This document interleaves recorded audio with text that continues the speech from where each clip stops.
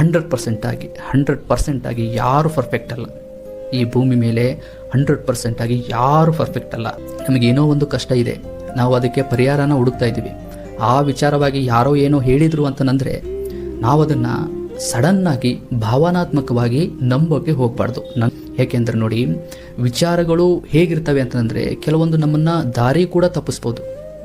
So ಹೀಗಿದ್ದಾಗ ಏನು ಮಾಡಬೇಕು ಅಂತಂದರೆ ಅದಕ್ಕೆ ಭಗವಂತ ನಮಗೆ ಬುದ್ಧಿಯನ್ನು ಕೊಟ್ಟಿದ್ದಾನೆ. ಮೊದಲು ನಾವು ಒಂದು ವಿಚಾರವನ್ನು ಕೇಳ್ತಿದ್ದೀವಿ ಅಂತಂದರೆ ಮೊದಲು ನಾವು ಅದನ್ನು ತಲೆಗೆ ಕಳಿಸ್ಬೇಕಾಗುತ್ತೆ. ಏಕೆಂದರೆ ನೋಡಿ, ಯಾವಾಗ ನಾವು ತಲೆಗೆ ವಿಚಾರಗಳನ್ನು ಕಳಿಸ್ತೀವೋ ಆವಾಗ ಯೋಚನೆ ಮಾಡ್ತೀವಿ. ಸೊ ಆ ವಿಚಾರಗಳು ಫಿಲ್ಟರ್ ಆಗ್ತವೆ. ಅದರಲ್ಲಿ ಸರಿ ಯಾವುದು ತಪ್ಪು ಯಾವುದು ಅನ್ನೋದು ನಮಗೆ ಕಾಣ್ತವೆ, ಎರಡು ಬಿಡಿ ಬಿಡಿಯಾಗಿ ಕಾಣ್ತವೆ. ಆಗ ನಾವು ಸತ್ಯ ಇರೋದನ್ನು ಆಮೇಲೆ ನಮ್ಮ ಬುದ್ಧಿ ಒಪ್ಪಿದ ಮೇಲೆ ಹಾರ್ಟಿಗೆ ಕಳಿಸ್ಬೇಕಾಗುತ್ತೆ. ಯಾವಾಗ ನಾವು ಈ ಥರ ಮಾಡ್ತೀವೋ ನಮ್ಮ ನಂಬಿಕೆಗಳು ಯಾವತ್ತಿಗೂ ಸುಳ್ಳಾಗೋದಿಲ್ಲ. ಎಲ್ಲದನ್ನೂ ನಂಬೋಕ್ಕೆ ಹೋಗ್ತೀವಿ ಅಂತಂದರೆ ನಮ್ಮ ನಂಬಿಕೆಗಳು ಕೆಲವೊಂದು ಸರಿ ನಮ್ಮನ್ನು ದಾರಿ ಕೂಡ ತಪ್ಪಿಸ್ಬೋದು ಅಲ್ವಾ. ಹಾಗಾಗಿ ಕಲಿಕೆಯಲ್ಲಿರಬೇಕು, ಯಾವಾಗಲೂ ಕಲಿಕೆಯಲ್ಲಿರಬೇಕು.